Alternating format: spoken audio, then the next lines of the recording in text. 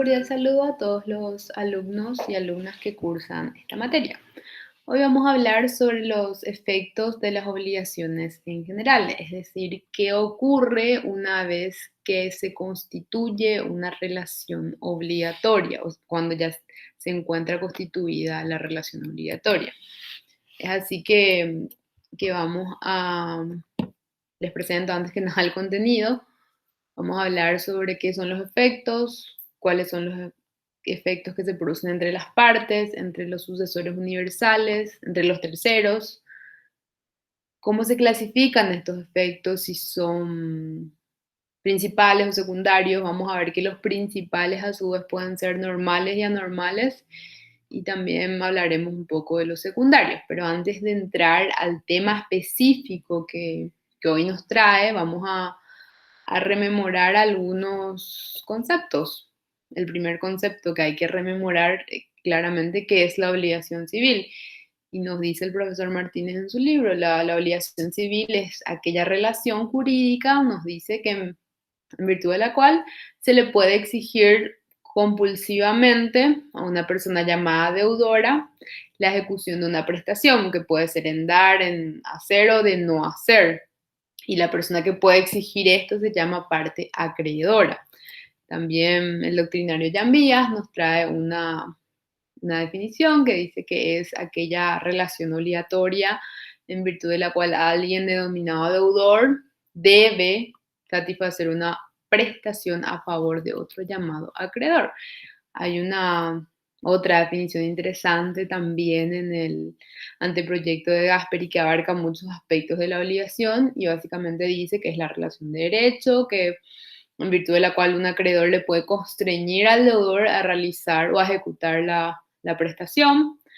Y también nos habla de la fuente, dice que puede provenir de la ley, de hechos jurídicos lícitos o ilícitos, y que también pueden venir de los actos jurídicos unilaterales o bilaterales. Como se ve, es bastante completa esta definición que nos trae de Gasperi.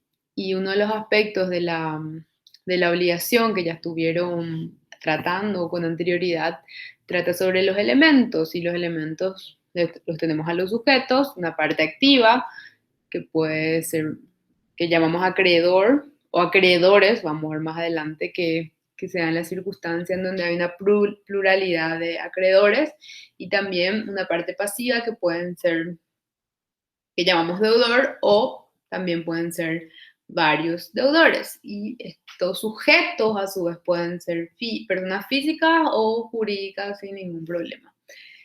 El objeto de la obligación se había dicho en clases anteriores que es la conducta del deudor encaminada a satisfacer la prestación, es decir, la actividad del sujeto pasivo, que es la que espera el acreedor que se realice para que él obtenga el beneficio que, que se había acordado o que se la tiene que dar por imposición de la ley o por una consecuencia jurídica determinada. Y el otro elemento, que es un tanto complicado, yo lo llamaría el hijo rebelde de los elementos, ¿verdad? Porque hay toda una cuestión con la causa, tantas definiciones, ya lo habían visto con el doctor Martínez con anterioridad, que, que la causa, que hay neocausalistas, causalistas y hay anticausalistas, pero nosotros en nuestro derecho vamos a hablar de la causa como causa fuente, es decir, de dónde proviene la obligación, y también de la causa cuando hablamos de las convenciones o de las obligaciones emanadas de la voluntad, vamos a hablar de la causa fin, que básicamente, y que lo que la doctrina moderna considera es que se refiere a la finalidad que ha sido determinante para la declaración de voluntad. Esto es a modo somero, nada más un repaso general de lo que ya estuvieron viendo para entrar entonces a nuestro tema, que es los efectos. Es decir, ¿qué pasa cuando se constituye esta relación, cuando hay un sujeto, cuando hay un objeto y cuando hay una causa que determina el nacimiento? Ahí justamente acá también esta relación obligatoria de la que hablamos, muy importante también entender de dónde puede surgir, y puede surgir de fuentes voluntarias o de fuentes no voluntarias. Las fuentes voluntarias son actos jurídicos en general, contratos, voluntad unilateral también, y tenemos las fuentes no voluntarias, que puede provenir de la ley. Cuando hablamos de fuentes no voluntarias nos referimos a que son situaciones en las cuales no es que nosotros quisimos obligarnos a realizar algo, sino que nuestra obligación se determinó porque la ley así lo impuso. Cuando tenemos la obligación de pagar un tributo, por ejemplo, no es que queremos pagar el tributo, pero tenemos que pagar. O cuando cometemos un acto ilícito, nos vamos y le tocamos a alguien, o cometemos un delito específico que quisimos hacer. Lo que quisimos hacer es el acto en sí, pero no quisimos realmente la consecuencia o de obligarnos a pagar algo determinado. Entonces, esta relación obligatoria puede provenir de fuentes voluntarias, como ya los dije, y de fuentes no voluntarias. Y es lo que ya les comenté al inicio, ahora los efectos. ¿Y qué son los efectos? Y el efecto de la obligación, nos dice Borda, es colocar al deudor en la necesidad de cumplir su promesa o, caso contrario, de pagar los daños y perjuicios correspondientes. La primera parte es muy importante y va a tener que ver con los efectos normales de la obligación, es decir, que el deudor tenga que cumplir a lo que se comprometió o a lo que se encuentra obligado por ley o por la consecuencia de un acto que cometió. Entonces, nos dice también otro doctrinario, las consecuencias de las obligaciones son los hechos jurídicos que el ordenamiento del derecho asigna o imputa ante el nacimiento del vínculo obligacional. Después, hay una cantidad de definiciones de la doctrina, ¿verdad?, que les traigo, pero en general lo que tenemos que saber es qué son las consecuencias que se producen a partir de la existencia de esa obligación. Y principalmente consiste en el cumplimiento de la prestación y también en el otorgamiento de recursos, remedios o medios legales, los vamos a llamar, para que el acreedor pueda exigirle a su deudor que cumpla o que obtenga el beneficio que le iba a irrogar esa obligación. ¿Y a quiénes afecta? Acá viene la pregunta, ¿verdad? ¿A quiénes afecta esta relación obligatoria? Y primeramente vamos a decir que le va a afectar a las partes, claramente, o sea, al sujeto activo y al sujeto pasivo. Cuando hablamos de un contrato, bueno, a los contratantes. Cuando hablamos de un acto ilícito, le va a afectar a las personas que fueron parte de ese acto ilícito. Es decir, si yo le choqué a alguien, la relación va a estar constituida por la persona a quien yo le choqué y por mí. Entonces va a haber un sujeto deudor, que es el que dañó, que va a tener que pagar o va a tener que satisfacer esos daños, y va a haber un sujeto acreedor que va a poder exigir el cumplimiento. Entonces, las partes son las primeras a quienes afecta la obligación y son aquellas que están vinculadas por esa relación obligatoria, que ya dijimos puede provenir de un contrato, de la voluntad unilateral, que más adelante van a ver cómo funciona esto de la voluntad unilateral, o de hechos ilícitos. Nos dice el artículo 715 del Código Civil, que ya específicamente habla de los contratos. Una de las fuentes de la relación obligatoria dice lo siguiente: las convenciones hechas en los contratos forman para las partes una regla a la cual deben someterse como la ley misma y deben ser cumplidas de buena fe. Pues nos dice también los doctrinarios y nuestra ley en general luego ahora, de que a los sucesores universales también les afectan los efectos de la obligación, pero vamos a ver quiénes son estos sucesores universales y por qué les afecta. Y bueno, antes de hablar específicamente de ellos, una cuestión previa es quiénes son sucesores, de qué hablamos cuando decimos sucesión. Y bueno, cuando decimos sucesión genérico, nos estamos refiriendo al cambio o la sustitución de uno o más sujetos de una relación jurídica, es decir, hay una modificación subjetiva del sujeto. Más de una vez habrán dicho, o cuando lo referimos en cuestiones ya por ejemplo, el sucesor presidencial, el que viene después, mi sucesora, la persona que me reemplazó en un lugar determinado, por ejemplo. Entonces, cuando hablamos de sucesor nos referimos a ese cambio, a esa modificación subjetiva, que puede ser, como ya se expresa en ese cuadrito, ¿verdad? Que puede ser particular o puede ser universal. La sucesión particular tiene que ver con un objeto determinado, es decir, una relación jurídica determinada, es decir, yo transmito la calidad de propietario de una cosa y la persona a quien yo le transmito me sucede en la propiedad. Entonces, cuando hablamos de sucesión particular nos referimos a algo determinado y la sucesión universal, entonces, abarca un todo. Nos dice Zanoni, que es un doctrinario argentino, que las relaciones jurídicas singulares aparecen subsumidas e integradas en el conjunto de titularidades transmisibles del causante, mediante su consideración al título universal. Es decir, no hay acá un bien específico, sino hay un todo.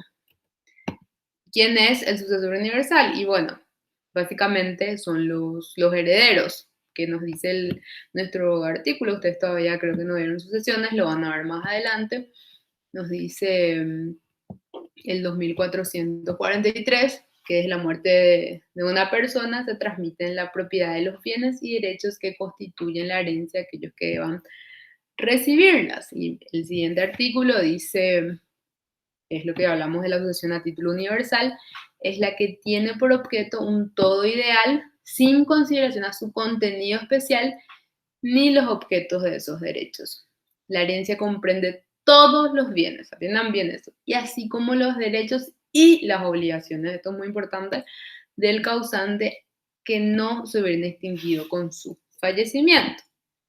Entonces, el artículo 717 del Código Civil nos dice lo siguiente: los efectos de los contratos se extienden activa y pasivamente a los sucesores universales, a no ser que nacieran de ellos fueran inherentes a la persona, o sea, a no ser que las obligaciones que nacen fueran inherentes a la persona. Es decir, si la persona que falleció tenía que pintar un cuadro específico porque era un gran artista, entonces en ese caso no se le va a poder pedir el cumplimiento de la sucesión, o sea, a los herederos, ¿verdad? O que resulte de una disposición de la ley o de la naturaleza misma de la relación. Entonces, los sucesores universales son aquellas personas que sustituyen al causante, le vamos a llamar, en sus derechos y en sus obligaciones, ¿verdad? Son los herederos.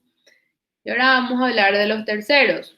Como lo dice luego el título, son terceros. En principio no produce efectos respecto a terceros, o sea, son personas ajenas al vínculo, o sea, no tienen nada que ver una con la otra, ¿verdad? Entonces, cuando el hermano, ustedes, imagínense que tengan un hermano que le debe al vecino 50.000 y el vecino viene y le dice a ustedes, hey, tu hermano me debe 50.000, ustedes lo primero y la reacción que tienen es, yo no tengo nada que ver, ¿por qué me vas a venir a reclamar a mí algo que yo no tengo nada que ver? O sea, arréglate con él. Entonces, básicamente a los terceros no les afecta la relación obligatoria de las partes.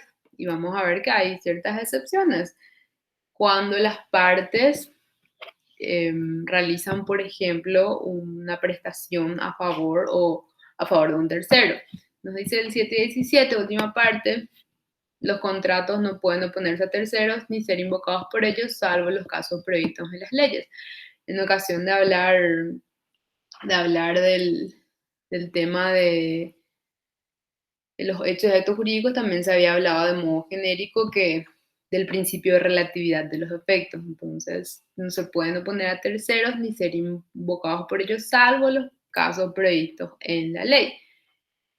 Y cuando está previsto esto en la ley, y tenemos el 732 que nos dice que las partes pueden estipular entonces una prestación a favor de un tercero, y en ese caso el tercero va a poder reclamar directamente al deudor la ejecución de la prestación. En este caso, al tercero le va a aprovechar esa situación y él le va a poder reclamar el cumplimiento de la obligación al deudor, que es lo que pasa un poco con los seguros de vida. Es decir, se muere alguien y designamos a un beneficiario, a un tercero que finalmente es el que va a reclamar el cumplimiento de esa prestación, la entrega de ese dinero.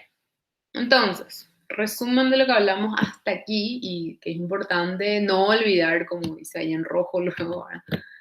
Los efectos de las obligaciones entonces se extienden a las partes y a sus sucesores universales, salvo que se traten de derechos o obligaciones que se extingan con la muerte del causante. Así también se extiende al tercero beneficiario que puede exigir el cumplimiento de la obligación a su favor. Entonces, acá ya les puse, solamente va a haber un tercero beneficiado o va a haber un tercero que pueda pedir el cumplimiento de la obligación cuando es beneficiado. Si es un tercero que no tiene nada que ver con la obligación ni es beneficiario, entonces no le afecta y no puede exigir nada en ese sentido. Bueno, entonces ya hablamos de los efectos, las partes, sucesores, etc. Y ahora vamos a hablar un poco de los efectos principales y los efectos secundarios o auxiliares. Y los efectos principales dijimos que pueden ser los normales, que lo llamamos también cumplimiento directo, o los anormales, que los llamamos cumplimiento indirecto. Vamos a hablar de los normales. Y acá es importante, le puse el colorcito celeste o turquesa, no sé. Celeste o turquesa, el que más le gusta, me parece que es medio turquesa, pero eso no importa. Vamos a poner el color turquesa a los efectos normales de las obligaciones. Entonces, después van a ver por qué les pongo colorcito, como para que se entienda mejor algunas cuestiones que no quiero que confundan. Entonces, los efectos normales son los que corresponden a toda obligación según su naturaleza, por eso se llaman necesarios. Las obligaciones tienen como efecto principal o normal darle derecho al acreedor para emplear los medios legales a fin de que el deudor procure aquello a que está obligado. Es decir, lo que queremos es que se cumpla específicamente la obligación o la prestación de lo debido. Eso es lo normal cuando una persona se obliga, y cuando hablamos de esto vamos a ver que más que nada acá en este punto particular nos estamos refiriendo a los efectos en el marco de convenciones, ¿verdad? Entonces, lo primero es que cuando uno se obliga a algo, cuando hay voluntad de obligarse, ¿qué esperamos? Y esperamos que se cumpla específicamente la prestación de lo debido. Es eso lo que queremos, ¿verdad? Entonces, si yo quiero que el deudor me pague, bueno, lo que quiero es justamente que me entregue el auto que compré, que me cumpla con el vestido que encargué, que me entregue el cuadro que pedí. Entonces, cuando hablamos del efecto normal, nos referimos al cumplimiento específico o también in natura se le llama. Se paga exactamente lo que se pactó al inicio. Y atiendan muy bien esto. El cumplimiento puede ser voluntario, es decir, espontáneamente viene mi deudor y me entrega lo que me tenía que entregar. Me entrega mi vehículo, me entrega un cuadro, lo que sea que se haya pactado. Lo hace sin ningún problema, bueno, se extingue la obligación, o puede ser también forzado. Y esto es muy importante porque no quiero que confundan con los efectos anormales. Incluso cuando es forzado, es decir, cuando yo le demando al deudor para que me entregue o para que haga lo que yo quería que hiciera, sigue siendo el efecto normal. Es decir, me va a seguir entregando lo que en principio pactamos, o cuando lo mando a hacer por un tercero sigue siendo el cumplimiento específico de la obligación. Entonces, si yo contrato un servicio de catering con ciertas comidas que pedí, lo normal que es, y que me entreguen eso, es así, a que me cumplan en la fecha específica y me lo den. Si yo compro un auto muy particular pero si yo compro este auto, yo quiero que me entreguen el auto. Entonces, lo normal es que me entreguen el auto, o sea, que me entreguen eso que yo pedí. Si yo pido que me construyan una pared o una pieza, lo normal es que construyan la pieza y la pared que pedí, ¿verdad? Si yo compro un cuadro, Este cuadro es de un... Les explico ahora porque vamos a utilizar más adelante para un ejemplo. Este cuadro es de un artista que se llama Salvador Dalí, que es un artista español, que es del movimiento surrealista, que se llama La persistencia de la memoria, también se conoce como de los relojes blandos, que habla un poco de cómo transcurre la memoria en el interior de cada uno. Es una cuestión subjetiva que dice que eso es lo que quiere significar el cuadro, pero cada uno puede interpretarlo como mejor le parezca, ¿verdad? Que el tiempo de la memoria, que el tiempo interior transcurre de otra forma. Entonces, este cuadro es de ese autor, entonces si yo quiero ese cuadro porque me gusta mucho el cuadro que Salvador Dalí pintó, entonces lo normal es que me entreguen el cuadro y es lo que yo quiero que hagan. Este es otro cuadro de un artista paraguayo que se llama Cogliolo, entonces si yo pido, si yo compro, quiero ese cuadro y quiero que me entreguen ese cuadro. Si yo quiero que alguien, un artista, pinte algo y me entregue algo preparado por ella, porque yo vi que es la mejor artista del país, entonces quiero que me entregue lo que le encargué, ¿verdad? Entonces, siguiendo un poco con eso, el artículo 420 nos dice, el acreedor, dice, como consecuencia de la obligación, queda facultado, primero, ampliar los medios legales a fin de que el deudor cumpla la prestación, para procurarla por otro a costa del obligado y para obtener las indemnizaciones pertinentes. Vieron que sigue siendo celestito esas letras, porque cuando hablamos de esos primeros incisos, nos estamos refiriendo todavía al efecto normal, es decir, que yo le pida obligatoriamente que yo ejecute una acción para pedirle a mi deudor que realice sigue siendo un efecto normal. Que yo lo haga realizar por un tercero sigue siendo un efecto normal y ya no es un efecto normal obtener las indemnizaciones pertinentes. Ya vamos a llamarlo a eso efectos normales que hoy tiene el color rojo. Entonces, eh, esos son las medidas que puede ejercer el acreedor una vez constituida la obligación. Y entonces nos dice Borda que los medios legales son la demanda judicial y los consiguientes recursos a presionar sobre el deudor para que cumpla. Es decir, yo compré un auto, ¿verdad? Y él no me quieren entregar el auto. O sea, ya pagué todo, imagínense. Entonces, ¿qué voy a hacer? Y voy a demandarle al, al deudor para que me entregue el auto. Voy a iniciar una demanda, cumplimiento de contrato y, y nada, y me va a tener que dar el auto, ¿verdad? Entonces, si yo quiero que me entreguen el cuadro que compré, voy a hacer lo mismo, que me entreguen el cuadro que compré. Entonces, a eso nos referimos cuando hablamos de emplear los medios. Yo quiero que me entreguen la cosa, entonces demando para eso. Y a veces esto no es posible, como lo dice Borda, porque primero porque se pudo haber destruido la cosa, es decir, ya no existe esa cosa. Entonces, en el caso del cuadro de Dalí, por ejemplo, no me pudieron entregar porque la cosa se perdió, se quemó, desapareció, entonces ya no va a poder hacerse el cumplimiento directo, digamos. Vamos a ver más adelante qué pasa en esos casos. Y en los casos de que no se puede obligar a la persona a hacer, es decir, en el caso del artista importante que me tenía que pintar un cuadro, yo no puedo demandarle para que pinte el cuadro si es que ya no quiere. O sea, no podemos ejercer violencia sobre el artista si el artista no quiere, ¿verdad? Porque esto tiene que ver con una cuestión constitucional, la libertad de las personas. Entonces, si finalmente ya no quiere pintar, no se le va a poder obligar. Voy a tener que pedir las indemnizaciones y también en su caso la devolución de lo que ya aboné. Además, imagínense que ustedes le demanden al artista y pintame el cuadro y le obligan, no va a salir como ustedes quieren. Entonces, en esos casos ya no va a ser posible este cumplimiento directo. Aparte del cumplimiento directo, tenemos la opción de procurarla por otra costa del obligado. ¿Qué quiere decir esto? que un tercero lo vaya a hacer.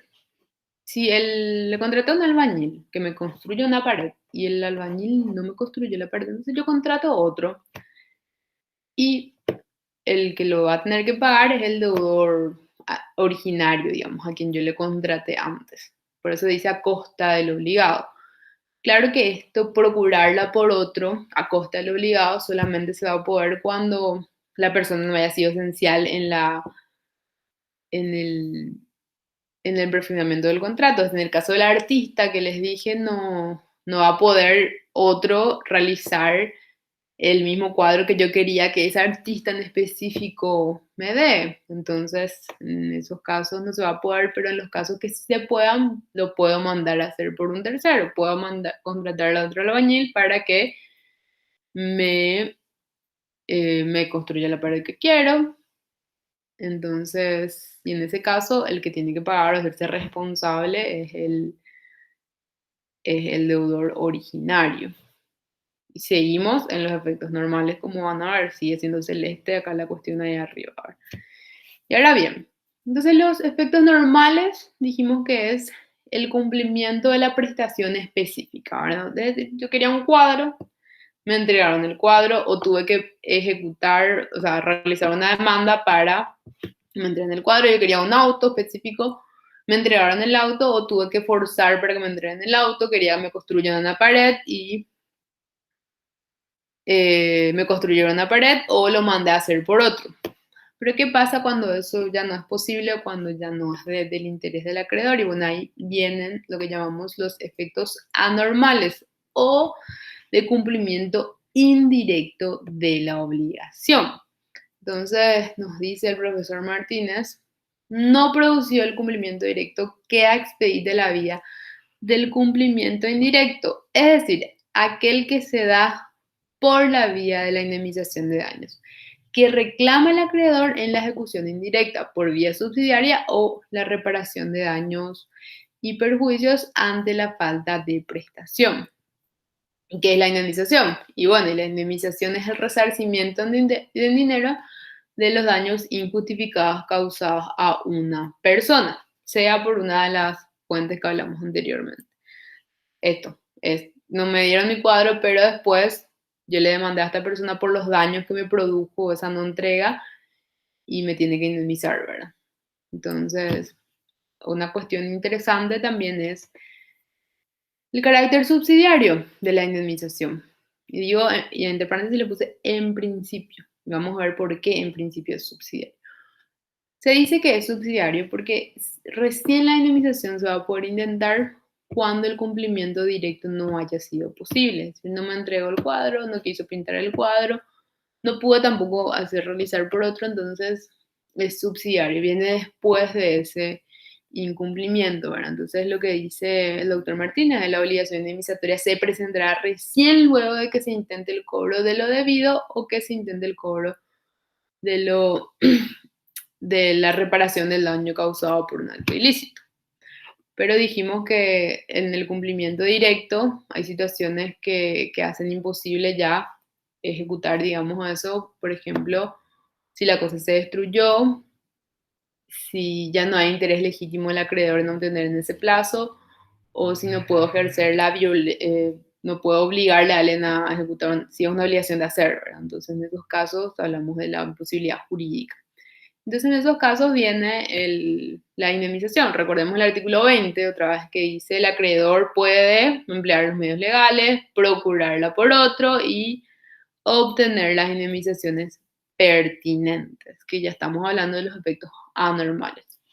Y nos dice el código 421, el deudor responde por los daños y perjuicios que su dolo, culpa y rogar al deudor. Más adelante nos dice también en el 450, los daños comprenden el valor de la pérdida sufrida y el de la utilidad dejada de percibir. Daño emergente, lucro cesante, lo van a ver más adelante, como consecuencia de la mora o el incumplimiento de la obligación. ¿De qué es la mora? La mora es el atraso en el cumplimiento, es decir, no estoy a destiempo, no lo hice cuando lo tenía que hacer, famoso lista de morosos. Entonces, la mora es eso, o sea, atrasarme en el pago de la prestación.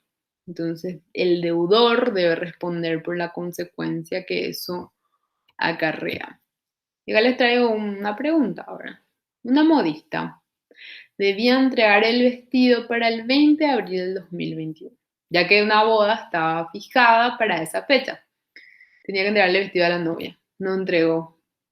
Qué triste, ¿verdad? Entonces, finalmente, ¿qué hizo la novia? Y tuvo que usar un vestido prestado. ¿Y qué puede hacer el afectado? Porque va a venir un cliente suyo, algunas de ustedes, o sea, de ustedes, y les va a preguntar, ¿qué hago? Y van a leer el 420 y van a decirle, puedes pedirle, inciso A, el ejecutar los medios para que te entregue el vestido. Y la esposa ya en ese entonces le va a decir, ¿y para qué si ya no me sirve el vestido? ¿Para qué si ya mi boda pasó y tuve que usar uno prestado? Y le van a decir después, inciso B entonces, y ejecutar por otro. ¿Y para qué quiero otra muestra si ya me casé, ya no quiero más otro vestido? Y entonces le van a decir, ay, claro, van a acordarse de la clase y van a decir indemnización pertinente. Y le van a demandar a la modista, no ya por el cumplimiento, porque ya no es de interés jurídico del acreedor tener el vestido, porque ya se casó con otro vestido prestado, pero sí pueden solicitar las, las indemnizaciones pertinentes, es decir, el daño que eso le ocasionó a la novia, por ejemplo, que tuvo que gastar en otro vestido, que tuvo que no, o sea, que no pudo usar el vestido de sus sueños que ella quería, eso le produjo daño moral, entonces esos daños podría eventualmente ella solicitar ser indemnizada. Y esto, les pregunto, si imagínense que le entregaba así el vestido, esto también puede ser considerado cumplimiento, es decir, quiero un vestido hermoso, divino, que me mostraron en foto o que yo misma lo diseñé y me entregan esto y me va a decir mismo esto, pero yo ya te entregué, era lo que querías.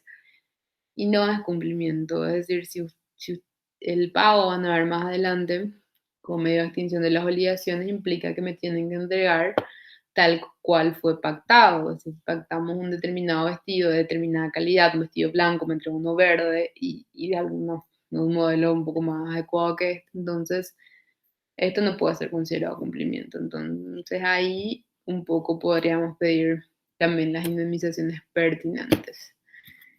Y acá les traigo una pregunta. ¿Se puede solicitar el cumplimiento? Acuérdense del celeste, era el cumplimiento directo. Se puede solicitar el cumplimiento directo de la obligación cuando aún es posible. Es decir, yo quiero todavía el auto, yo quiero todavía el cuadro y a su vez una indemnización por la mora. Les pregunto, o sea, la mora dijimos, ojo, le puse ahí abajo, es el retardo, o sea, no se cumplió en la fecha que se pactó. Y la pregunta es esa, ¿se puede? ¿Se puede pedir el cumplimiento directo y a su vez una indemnización por la mora? Y piensen un poquito, ¿verdad? Y veamos, les traigo un caso para ustedes, para que hagamos un ensayo y nos ubiquemos en casos reales. Entonces les digo, Alexandra le compró a Mauricio un cuadro de Salvador Dalí, que se llama La persistencia de la memoria, para realizar una exhibición. El deudor se comprometió a entregar la obra el 9 de septiembre del 2013. Y bueno, Alexandra, como el cuadro le iba a ser entregado el 9 de septiembre del 2013, organizó la exhibición para el 12 de septiembre del 2013. Y para ello alquiló un local, contrató un servicio de catering y realizó invitaciones a través de redes sociales, diarios, etc. Mauricio no entregó el cuadro para la fecha de exhibición y bloqueó a Alexandra en todas las redes sociales, que es lo que acostumbran a hacer hoy día. Entonces mi pregunta es, ¿qué puede hacer Alexandra? Entonces, Alexandra quiere todavía el cuadro La persistencia de la memoria de Salvador Dalí y también quiere demandar a Mauricio y bien recurra a usted para que le asesore y les consulta. les pregunta, ¿puedo solicitar la entrega del cuadro y a su vez solicitar a Mauricio la indemnización por los daños que sufrí al no realizar la exhibición del 12 de septiembre? Recuerden que Alexandra pagó un servicio de catering, alquiló un local, realizó una cantidad de gastos, invitó personas para la exhibición de ese cuadro. Ella les dice a ustedes, quiero el cuadro, me interesa todavía el cuadro, pero quiero que me indemnicen los daños y perjuicios que sufrí. Y en este caso, van a ver que piensen qué se puede hacer. Y como estudiosos del derecho, van a decirle, claro que sí, le van a decir. Van a leer el 423, que dice que el deudor será responsable por los daños y perjuicios que su morosidad ocasionare al acreedor en el cumplimiento de la obligación. Entonces, en este caso, la mora le produjo a Alexandra ciertos daños y el deudor debe responder por esa mora, aun cuando también el acreedor le quiera exigir la entrega de la obligación a la que se pactó. Por eso le dije, en principio es subsidiario, pero puede pasar también de que pida el cumplimiento directo y a su vez una indemnización de daños y perjuicios, pero porque por la mora, por ese lapso de tiempo o por ese lapso de tiempo que yo sufrí daños, porque él no me entregó en la fecha que tenía que ser. Nos dice 725, si pueden acompañar la lectura, que el incumplimiento de la obligación por una de las partes autoriza a la que no sea responsable de él a pedir la ejecución del contrato o su resolución con los daños e intereses o ambas cosas. Es decir, yo puedo pedir que se ejecute el contrato, puedo pedir que se resuelva. Recuerden que la resolución es un modo de dejar sin efecto la obligación, de disolver el vínculo y puedo pedir los daños e intereses. ¿Sí? Ejecución, daños e intereses. Resolución, daños e intereses también. Pero solamente, y recuerden bien esto, solamente pidan daños cuando sufrieron daños. Lo que sucede hoy día es que hay personas que realmente quieren todavía el cuadro, que quieren todavía el auto, o que le entreguen la casa que se comprometieron. Entonces, piden eso, pero no sufren ningún daño. Si yo quería el cuadro, por ejemplo, para colgar en mi casa, no sufrí ningún daño por eso. Entonces, voy a demandar nomás el cumplimiento de la obligación, pero no voy a demandar daño. ¿Y por qué? Porque no sufrí ningún daño. Entonces, esto es muy importante porque hoy día las personas tienden a querer pedir daños por todo y sucede lo siguiente.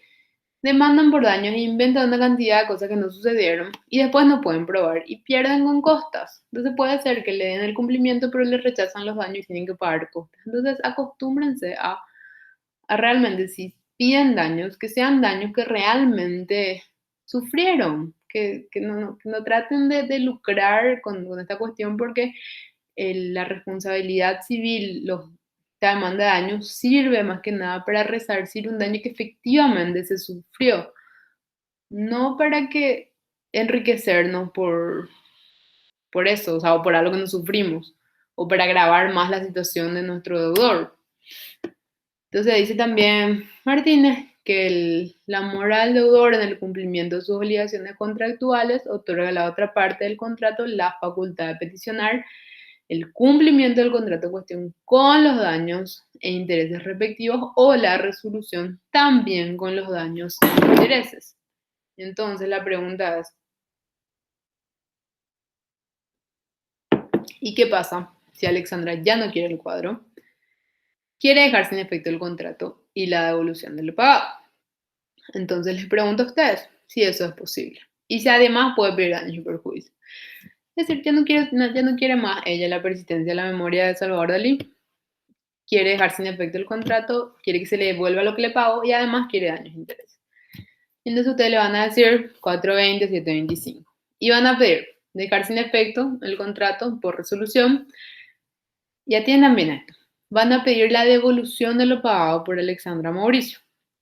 Y esto quiero que diferencien bien. Que me devuelvan lo que yo pagué por el cuadro, que le devuelvan a Alexandra lo que pagó por un cuadro, no es todavía daños y perjuicios.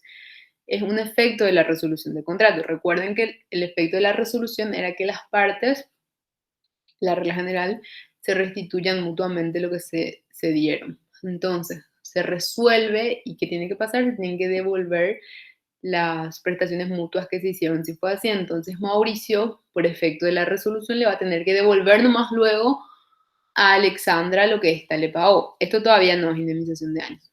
Entonces, resolución, se deja sin efecto, efecto de la resolución, devolver lo que se pagó y daños y perjuicios si es que se sufrieron daños y perjuicios. Entonces, en este caso, Alexandra sí sufrió porque tuvo, tuvo gastos que en el alquiló un local, invitó personas, tarjetas, una cantidad de cuestiones, entonces en ese caso van a poder pedir.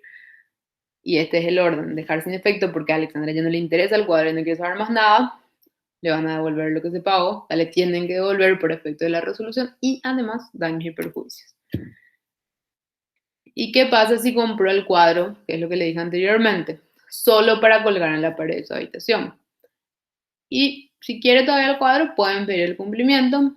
No pidan daños porque no sufrió ningún daño. O sea, según la descripción de los hechos que le estoy dando, ahora quería el cuadro de ella para colgar en su habitación y nada. No le entregó en fecha, entonces ella pide el cumplimiento nada más y pide daños y no, ¿y por qué? Porque no sufre ningún daño. Entonces, también puedo pedir la resolución, es decir, no quiero más el cuadro, ya me enojé, quiero mi dinero de vuelta, entonces piden solo la resolución y como efecto de la resolución se les va a devolver lo que pagaron. Vuelvo a la pregunta entonces. ¿Se puede solicitar el cumplimiento directo de la obligación cuando aún es posible y a su vez una indemnización por la mora? Y la respuesta es sí se puede. Y por lo que hablamos anteriormente. Y también se puede pedir la resolución del contrato y la indemnización de daños, sí, también se puede. Y lo que hablamos, efectos principales, rememorando, normales, normales entonces son los que llamamos también cumplimiento directo de la obligación, que se ejercen con las medidas que la ley nos otorga y también con la ejecución por otro. Los anormales tenemos la indemnización de daños y perjuicios cuando ya no fuera posible esto o acompañado también del cumplimiento como lo vimos anteriormente.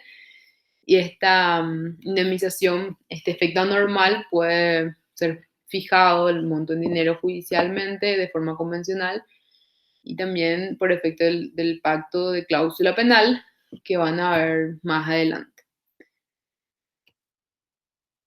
Y esto es muy importante, lo que hablamos anteriormente, como vimos, fueron cuestiones relacionadas con relaciones jurídicas surgidas de la voluntad.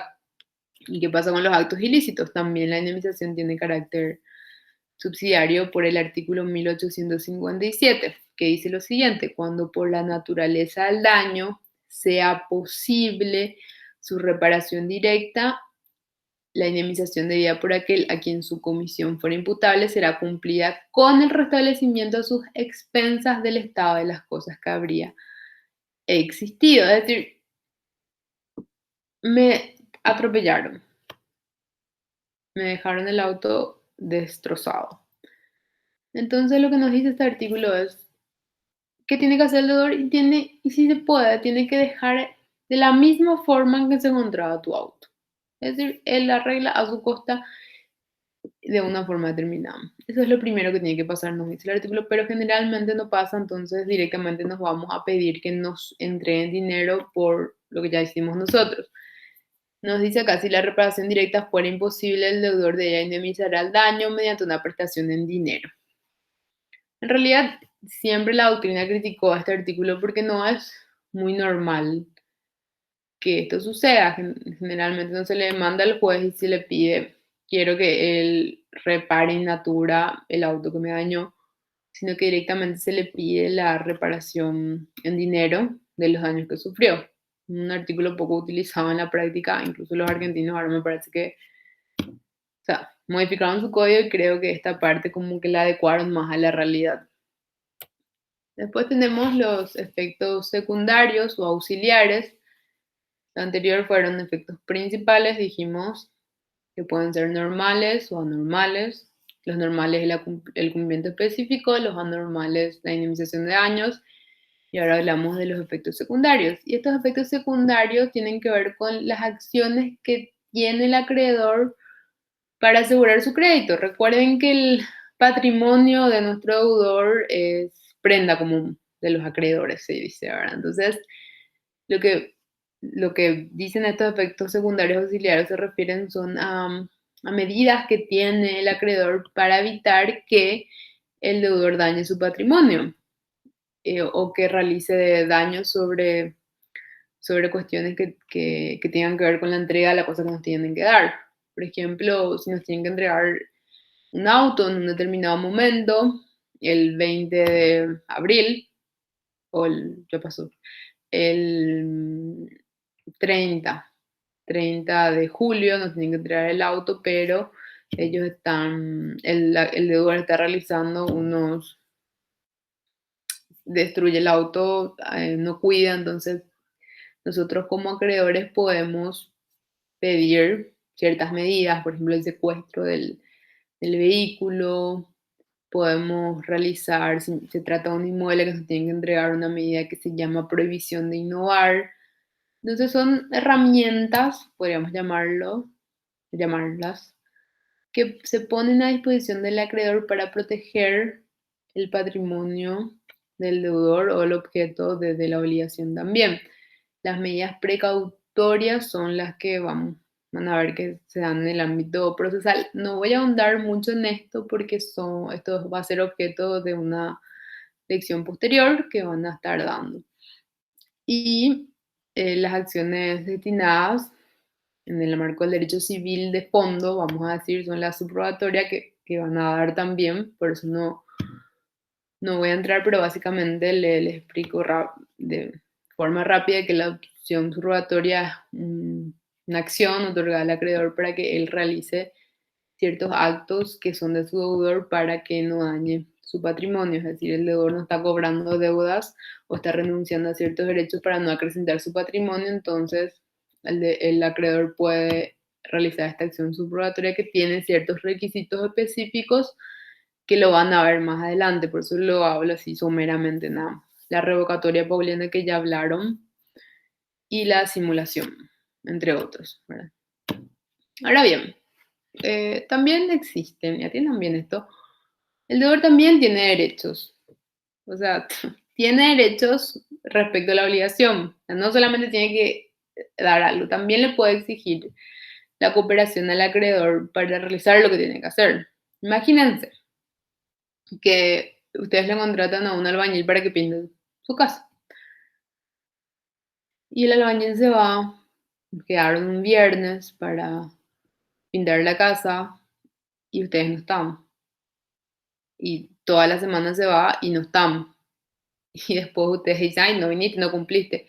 Y no, el deudor les puede exigir a ustedes la cooperación porque claramente el deudor no va a poder cumplir la obligación sin la cooperación de ustedes, porque le tienen que abrir la casa, se tiene que medir un inmueble, le tienen que dejar entrar en el inmueble y cuestiones así. Entonces el deudor también puede exigir la cooperación del acreedor. También puede imponer la recepción del pago. Imaginemos que el acreedor no me quiera recibir el pago, no me quiera dar mi pagaré, no me quiera entregar. Entonces, ¿qué hago? ¿Le obligo? ¿Cómo le obligo? Si es que no me quiere luego recibir y hay algo que se llama pago por consignación, que lo van a ver más adelante como una forma de pago que se va y se deposita el dinero judicialmente.